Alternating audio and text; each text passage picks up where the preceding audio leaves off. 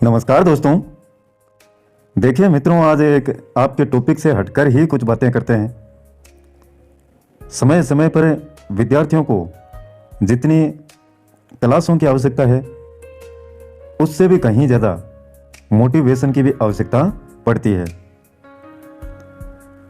तमाम वो विद्यार्थी जो तैयारी करते हैं, तैयारी करने के पश्चात भी कई बार डगमगा जाते हैं, यानी अपने रास्ते से भटक जाते हैं।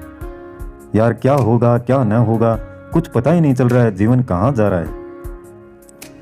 तो तमाम उन विद्यार्थियों के लिए और आम जीवन एक जीता हुआ व्यक्ति, उसके लिए शानदार मोटिवेशनल एक कहानी है। आराम से सुनिएगा साथियों, और हो सके तो लाइक भी कीजिएगा। एक राजा था और उसके पास में था एक हाथी। राजा उस हाथी से बहुत ही प्रेम करता था। वह हाथी समस्त प्रजा का भी क्या था, प्रिय था, यानी पूरी प्रजा उससे प्रेम किया करती थी। उसकी प्रियता का कारण यही था कि उसमें अनेक गुण निहित थे। वह बुद्धिमान और स्वामी भक्त भी था। अपने जीवन में अनेक पराक्रमों से उसने बहुत नाम और यश कमाया था। भयंकर युद्धों में अपनी वीरता दिखाकर उसने राजा को विजयी बनाया था। और अब वह धीरे धीरे क्या हो गया, बूढ़ा हो गया। उसका सारा शरीर शिथिल हो गया, जिससे वह युद्ध में जाने लायक ही नहीं रहा। और एक दिन वह तालाब पर पानी पीने गया। तालाब में जो पानी है कम होने से हाथी तालाब के मध्य में पहुंच गया। पानी के साथ तालाब में कीचड़ भी खूब था।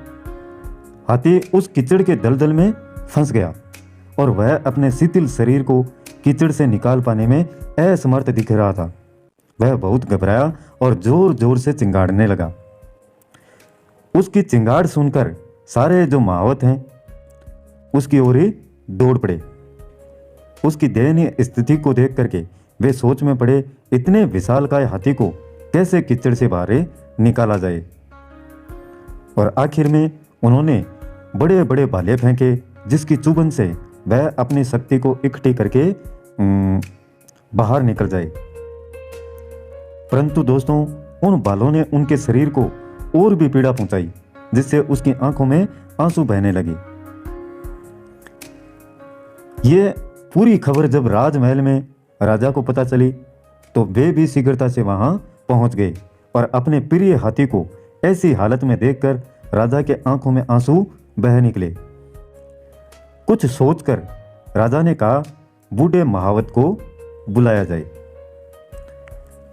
बूढ़े महावत ने आकर राजा को सलाह दी, हाथी को बाहर निकालने का सिर्फ एक ही तरीका है कि बैंड लाओ, युद्ध का नगाड़ा बजाओ और सैनिकों की कतार इसके सामने खड़ी कर दो।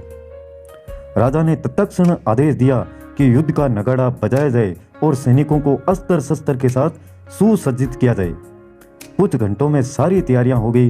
जैसे नगाड़ा बजा और सैनिकों की लंबी कतार देखी, हाथी के शरीर में अचानक से हलचल होने लगी और वह एक ही छलांग में बाहर आ गया। नगाड़े की आवाज ने उसके सुप्त मनोबल को जगा दिया। युद्ध के बाजे बजे और वह ठहरा रह जाए, ऐसा कभी नहीं हुआ था। रणभेरी की आवाज ने उसे बुला दिया कि वह बूढ़ा है, कमजोर है और कीचड़ में फंसा है। तो प्रिय मित्रों, जीवन में मनोबल ही श्रेष्ठ है। जिसका मनोबल जागृत हो गया उसको दुनिया की कोई भी शक्ति रोक नहीं सकती। जो मन से कमजोर है वह किसी भी क्षेत्र में सफल नहीं हो सकता।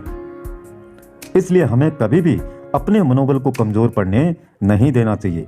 यद्यपि यह कहानी सभी लोगों पर लागू होती है, लेकिन विशेष रूप से छात्रों और जीवन के किसी भी क्षेत्र में संघर्ष कर रहे लोगों पर लागू होती है और उन्हें प्रेरणा भी देती है कि किसी भी कठिन परिस्थिति में अपने आत्मविश्वास और मनोबल को कमजोर नहीं होना देना चाहिए। तो ये छोटी सी कहानी एक आपके मनोबल को बढ़ाने का कार्य करेगी, मैं समझता हूँ। जरा सी भी पसंद आए तो वीडियो को लाइक कीजिएगा और अपने मित्रों के साथ में इसको शेयर भी जरूर करना। आज के लिए बस इतना ही। कल फिर मिलते हैं एक नए वीडियो, नए टॉपिक और नई जानकारी के साथ में। तब तक के लिए जय हिंद, जय भारत।